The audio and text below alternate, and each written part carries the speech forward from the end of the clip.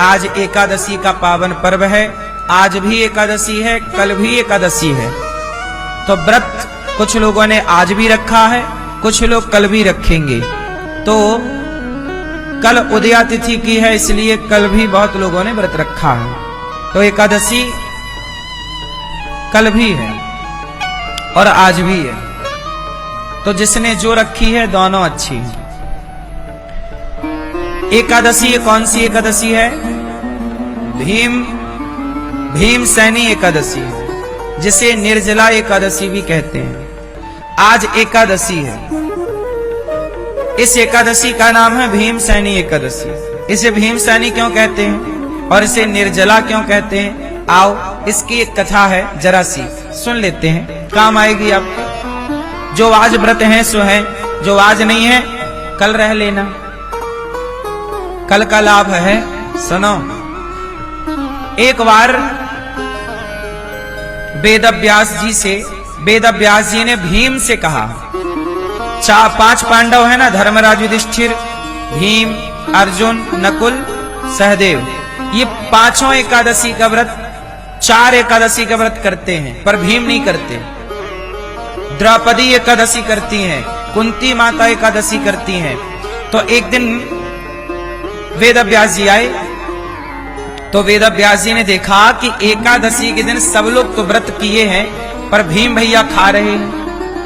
तो वेदव्यास जी ने कहा, कुंती, ये तुम्हारा बेटा कैसा है?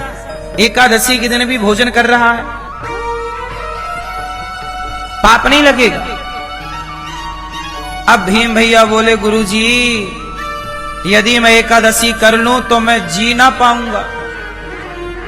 मेरी जठराग्नि इतनी तीव्र है कि वो अग्नि मुझे जला के भस्म कर देगी। मुझे बड़ी भूख लगती है, और ये हर महीने में 2 बार एकादशी आ धमकती है। 2 बार भूखा रहना तो बड़ा कठिन है महीने का मेरे लिए। कौन बोला? भीम भैया। गुरुजी क्षमा करो, सबको एकादशी कराओ, हमें छूट दे दो। तब वेदव्यास जी ने कहा कि अच्छा, तुम्हें छूट चाहिए, तुम सारी एकादशी नहीं कर सकते ना? गुरुजी, बिना खाए रहा नहीं जाता, भूख बड़ी लगती है, और भीम भैया बहुत खाते हैं। तब वेदव्यास जी ने कहा कि अच्छा, एक काम करो, तुम महीने की 2 और साल की जो 24 एकादशी हैं, साल में कितनी हो गई? 24। साल की जो 24 एकादशी हैं, तुम 24 एकादशी नहीं कर सकते, तो एक काम करो, ज्येष्ठ मास के शुक्ल पक्ष की जो एकादशी है, ज्येष्ठ मतलब बड़ा, ये कौन सा महीना चल रहा है? जेठ चल रहा है। ज्येष्ठ मास के शुक्ल पक्ष की आप एकादशी करो, और वो निर्जला यदि आप करो तो आपको पूरी 24 एकादशी करने का फल प्राप्त हो जाएगा। आप साल भर की 24 एकादशी नहीं कर पाए, कोई बात नहीं, पर आप ज्येष्ठ मास की एकादशी कर लोगे तो आपको साल भर की एकादशी का फल प्राप्त हो जाएगा। तो कैसे करें गुरुजी, विधि क्या है? बोले 10वीं के दिन से, मतलब आज के दिन से, आप शाम को सूर्यास्त के बाद भोजन ना करें। सूर्यास्त के पहले कुछ खा लें तो ठीक है, और बहुत जरूरी है तो चावल ना खाएं शाम को 10वीं के दिन। और भगवान का चिंतन आज से ही स्टार्ट कर दें। फिर एकादशी आएगी तो सवेरे जल्दी जाग कर स्नान करके सूर्य भगवान को जल चढ़ाकर और भगवान का स्नान पूजन करके भगवान का कीर्तन करो। ज्यादा से ज्यादा भगवान श्रीमन नारायण का ध्यान करो। एकादशी मतलब आपने पूरा दिन भगवान को दिया। एकादशी का मतलब है कि आपने उस दिन को भगवान के चरणों में समर्पित कर दिया, पूरा दिन ईश्वर के नाम। आज दिन भर भगवान की चर्चा, भगवान की कथा, भगवान का चिंतन में वो दिन बीत जाए। ऐसी व्यस्तता हो भगवत चिंतन में कि प्यास भी ना लगे और भूख भी ना लगे।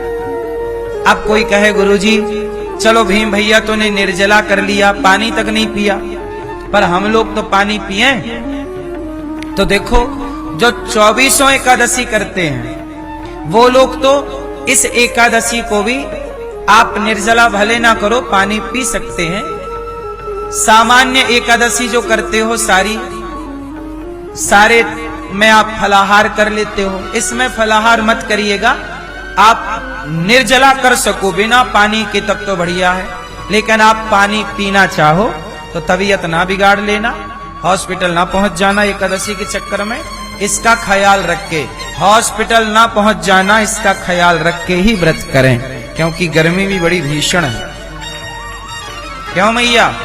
वरना भाव में बिना पानी के रहो, कल से पति परेशान हो, ले ले किप डोले हॉस्पिटल। इसलिए आप नींबू पानी ले सकते हैं, निर्जला आप कर सको तो आपकी मर्जी, पर आप पानी भी पिए तो भी कोई दोष नहीं है। कुछ खाएं ना, क्योंकि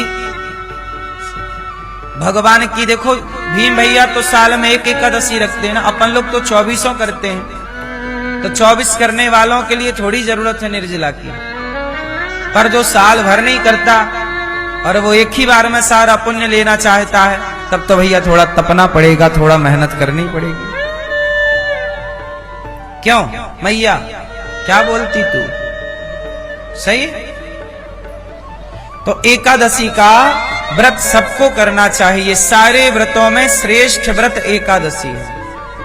अच्छा एक बात बताओ, किसी नास्तिक ने कहा कि महाराज ये बताओ, आप कह रहे हो रोटी ना खाओ, भोजन ना करो, तो क्या भगवान ये कहते हैं कि मेरे लिए तुम भूखे रहो? भाई कौन भगवान कहते हैं कि मेरे लिए तुम भूखे रहो? सुनो, भगवान नहीं कहते कि मेरे लिए भूखे रहो, भगवान नहीं कहते। फिर कौन कहता है? ये भक्त की तपस्या है। बच्चा 8-8 घंटे पढ़ता है, बहुत सारे बच्चे नहीं पढ़ते। हमें नहीं पढ़ना भैया, नहीं पढ़ना। भाई नहीं पढ़ना तो डिग्री नहीं मिलेगी, पर डिग्री लेना है तो भैया 8 घंटे पढ़ना पड़ेगा। आप बिना पढ़े सीए तो नहीं बन सकते, बिना पढ़े इंजीनियर तो नहीं हो सकते। बोलो हाँ। आप कहो जी मैं पढ़ूंगा नहीं, पर मुझे आईएएस बनना है, कलेक्टर बनना है, संभव है साहब? भाई हमें कलेक्टर बनना ही नहीं तो हम नहीं पढ़ेंगे, तुम्हें बनना है तो पढ़ो। ऐसे ही है साहब, कोई थोड़ी कहता कि तुम पढ़ो। भाई तुम्हें बनना है तो पढ़ो, नहीं बनना तो कौन तुम्हारे पीछे पड़ेगा। ऐसे ही है कि तुम्हें पुण्य चाहिए तो परमात्मा को पाने के लिए थोड़ा तपस्या करो, और नहीं चाहिए तो कौन कह रहा कि तपो, मत तपो। ये तो तपस्या है। ध्रुव जी ने 5 महीने में भगवान को पा लिया। ध्रुव जी ने कितने महीने में पा लिया? बोलो। क्यों? 5 महीने में उन्होंने तपस्या कर ली।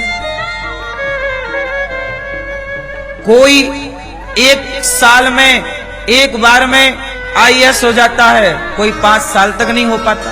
5 बार दे दिया, नहीं हुआ। बोलो हाँ। तो ये तो भैया अपनी मेहनत के ऊपर है ना, कि आपने कितनी लगन से काम किया। उसी तरह ध्रुव जी 5 महीने में पा गए, और लोग 50 साल में नहीं पा रहे हैं ईश्वर को। तो तपस्या तो चाहिए, इसे कहते हैं तपना। अच्छा, इसका दूसरा कारण है, व्रत क्यों रखना चाहिए, इसका वैज्ञानिक कारण क्या है? चलो बताओ, आप बताओ। व्रत का वैज्ञानिक साइंटिफिक रीजन क्या है? आप बताओ। व्रत क्यों करना चाहिए, वैज्ञानिक कारण क्या है? क्यों करना चाहिए? अच्छा एक बात बताओ, आपके घर में एसी चलती है, पंखा चलता है, कूलर चलता है, थोड़ी देर के लिए उसे बंद भी करते हो कि नहीं? गाड़ी चलती है तो 24 घंटे चलाते हो कि 2 मिनट, 10 मिनट, 50 मिनट गाड़ी को रेस्ट देते हो कि नहीं? इंजन ठंडा हो जाए, काटा उसका ज्यादा गर्म हो जाए गाड़ी, तो गाड़ी खुद बोलने लगती है कि भाई मैं गर्म हूं, कांटा बोलने लगता उसका। बोलो हाँ, एक सिग्नल होता है ना गाड़ी में। तो मशीन भी थोड़ी देर के लिए बंद करनी पड़ती है। हाँ या ना? ऐसे हमारा शरीर एक मशीन है। 24 घंटे दिन रात आप खाए जा रहे हो, खाए जा रहे हो, खाए जा रहे हो। तो एकादशी के दिन अपने मुंह को, अपनी मशीन को बंद रखो, केवल भगवान नाम जपेंगे, कोई पदार्थ ना जाएगा पेट में, अपने आप पेट ठीक हो जाएगा, स्वास्थ्य ठीक हो जाएगा, शरीर को डिटॉक्स करने का मौका मिल जाएगा। बॉडी हमारे अपने आप को फिल्टर कर लेगी, साफ कर लेगी। बोलो हाँ, एक दिन आप कुछ नहीं खाओगे तो हमारी बॉडी अपने को क्या कर लेगी? साफ कर लेगी। आंतों में जमा हुआ मल निकल जाएगा, आप लंबा जियोगे और ठूस ठूस के खाओगे, जल्दी निपट जाओगे। क्यों मेरी मां?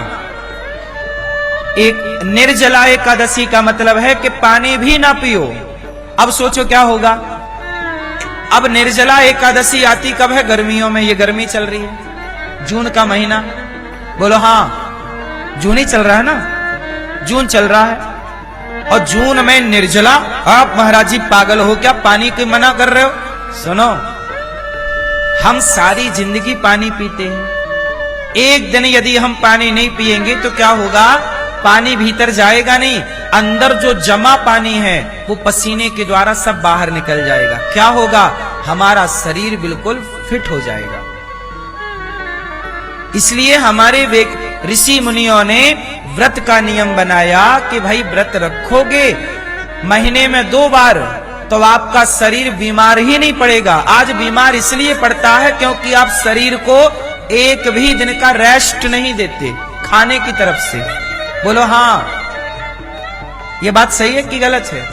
भाई शरीर है वो भी रेस्ट मांगता, पेट क्या करता? पचाता है। कब तक करेगा यार? थोड़ा उसे भी तो एक दिन का संडे दो, उसकी भी संडे। ये एकादशी मतलब पेट की संडे, एकादशी मतलब पेट की छुट्टी। आज पेट मौज करेगा, फैमिली के साथ कहीं घूमने जाएगा पेट।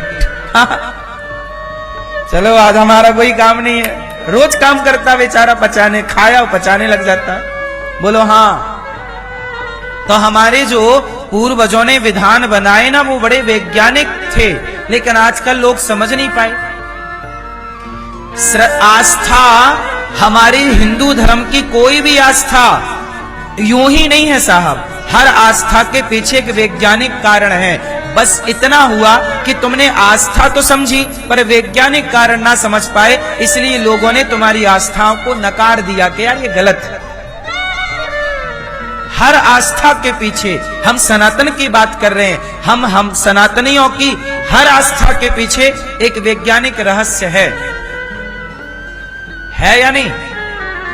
नहीं है। चाहे वो तुलसी की पूजा हो, चाहे वो पीपल की पूजा हो, चाहे वो नदियों की पूजा हो, चाहे वो समुद्र की पूजा हो, चाहे पत्थर की पूजा हो, चाहे पर्वतों की पूजा हो, हम सनातनी लोग पर्वतों की पूजा करते हैं। गिरिराज जी पहाड़ हैं, कामतानाथ जी पहाड़ हैं, तिरुमला पर्वत है।